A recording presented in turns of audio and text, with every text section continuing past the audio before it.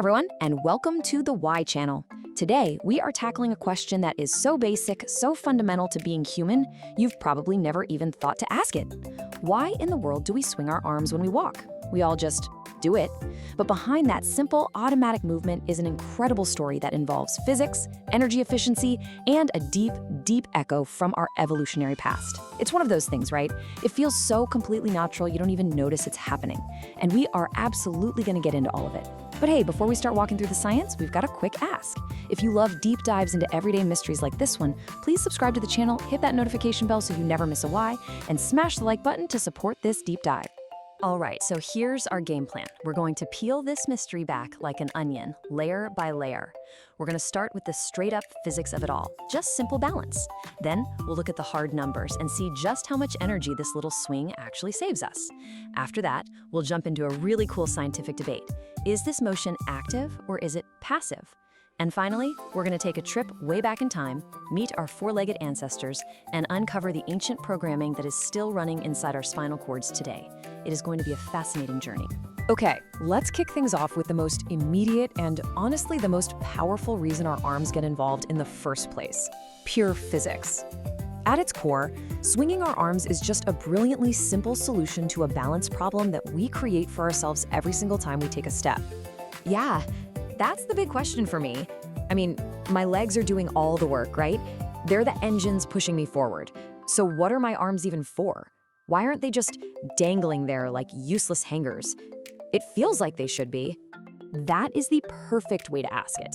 And the answer comes down to this really cool concept from physics called angular momentum. Just think about it for a second.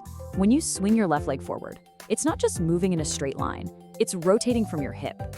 That swing creates a twisting force, a kind of torque, that tries to spin your upper body the other way, to the right. If nothing else happened, we'd all walk with this weird, inefficient corkscrew motion. And this is where your arms come in for this save. By swinging your right arm forward at the exact same time your left leg goes forward, your body creates a perfect counter twist. The two forces literally cancel each other out, and your momentum stays balanced and pointed forward. This hugely reduces what scientists call the ground reaction moment. That's just a fancy way of saying your foot that's planted on the ground doesn't have to work nearly as hard to stop you from spinning out. Without that arm swing, your core and leg muscles would be fighting a constant, exhausting battle just to keep you pointed straight.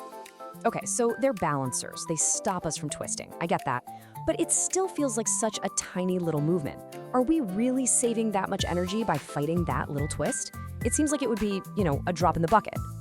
Oh, it is anything but a drop in the bucket. The numbers that came out of the research are actually pretty mind-blowing. In a huge 2009 study, scientists put people on treadmills and measured their oxygen use, their metabolic rate, and when they simply asked people to hold their arms still while they walked, to actively fight that natural swing, their energy costs shot up by 12%. Let that sink in for a second. It literally costs you 12% more energy to not swing your arms. But wait, it gets even crazier. Then they had people try walking anti-normally, swinging their right arm forward with their right leg. That basically just doubles down on the twisting force instead of canceling it. And wow, the metabolic costs skyrocketed by a whopping 26% compared to a normal walk. You're working a full quarter harder just by swinging your arms the wrong way. And this number right here shows you the mechanical why behind that energy burn. Remember that twisting force we talked about, the one your foot has to fight against the ground? Well, when you walk without swinging your arms, that vertical ground reaction moment increases by an incredible 63%. All that extra energy you're burning is just your muscles screaming to try and keep you stable against that massive twisting force. So this table just lays it all out perfectly. Normal walking is our baseline, our most efficient mode. Now, check out the difference between bound and held. When they physically tied people's arms to their sides, the energy cost went up about 7%. But when people had to actively use their own muscles to hold them still, it jumped to 12%. That's a huge clue. It tells us that stopping the swing is an active energy-burning choice. The path of least resistance, the cheapest option for your body, is to just let go and let them swing. That is just wild. So it's literally more work to do nothing, which, leads to the next big question for me. Is this whole thing on autopilot? Like, are my arms just floppy pendulums hanging off my shoulders that get tossed around by my body twisting? Or is my brain actively firing muscles to make them move? That is the million-dollar question in this field, and like so many things in biology, the answer is, well, it's a bit of both. When you're just walking normally, the passive theory is mostly right. Your arms really do behave like natural pendulums. The simple twisting of your torso is enough to get them going, and it takes very little muscle effort from your shoulders. But it's not purely passive. The active theory has proof too. Scientists have measured small, consistent bursts of muscle activity in the shoulders, probably just to fine-tune the timing and keep everything in sync. But the second you break into a run, oh, everything changes. That powerful arm pump with your elbows bent, that is 100% active and controlled by your nervous system. It's no longer a pendulum, it's part of your engine. Okay, so it's this clever hybrid system, mostly passive, but with a little active control. But where did we even get the blueprint for this? I mean, this feels so baked in. It feels older than walking on two legs. Is this some kind of evolutionary leftover, like a ghost in our machine from when we used to move around differently? You have absolutely hit the nail on the head. It is exactly a ghost from our past. The scientific term for this is acceptation. It's when an old feature that evolved for one thing gets a brand new job. The complex neural wiring that connects our opposite arms and legs didn't just magically appear when we started walking upright. Nope, we inherited it. It was repurposed from a much, much older operating system, walking on all fours. This right here is the original program. Most four-legged mammals, including our primate ancestors, use what's called a diagonal sequence gait. Just look at the pattern. Left back leg moves, then the opposite or contralateral right front leg moves, then the right back leg followed by the left front leg. This cross-body pattern is incredibly stable, which is great for climbing in trees. So when our ancestors eventually stood up and our front legs, our arms, were freed up from walking, the brain didn't reinvent the wheel. It just kept running the same old reliable software. Our arm swing today is a living, breathing echo of that four-legged march. A quadrupedal ghost. I love that. So if this is such an ancient program, then my brain isn't really sitting up there thinking, okay, left leg, right arm, now right leg, left arm, 1,000 times on my morning walk, right? Because it feels completely automatic. It feels like my body just knows what to do and my conscious mind is just along for the ride. You are exactly right. Your conscious brain is just the CEO giving the high-level command. The actual on-the-ground work is being done by middle management, located in your spinal cord. It's handled by these incredible little neural circuits called central pattern generators, or CPGs. You can think of them like little pre-written software programs that are hardwired to just run on a loop and produce rhythmic patterns, like walking. Your brain just needs to send a simple go signal, and the CPGs take over from there. And when scientists really dug into how these CPGs connect our arms and legs, they found something fascinating, and honestly, a little weird.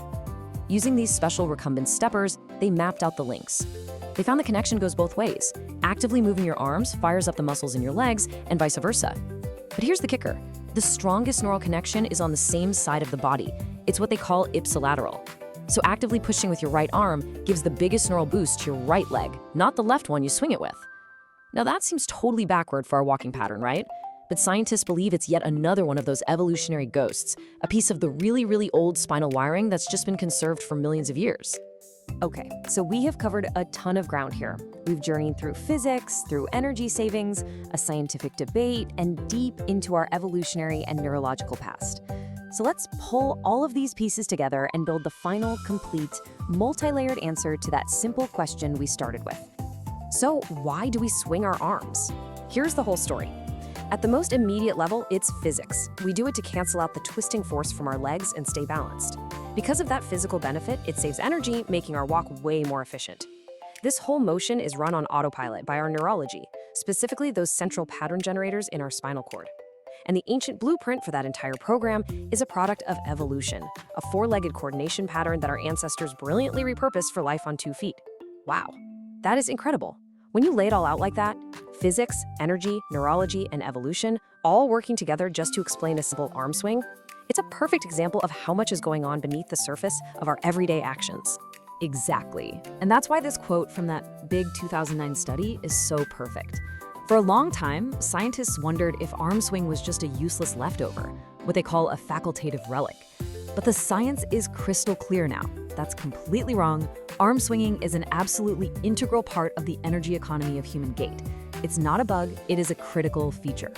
Thank you all so much for joining us on this deep dive to see how all those features connect. It really shows how much incredible complexity is hidden in the things we do every day without even a second thought. It really does. It makes you wonder what other evolutionary ghosts are hiding in plain sight in our everyday movements. What a fascinating topic. If you enjoyed getting to the bottom of this why, please help us tackle the next one.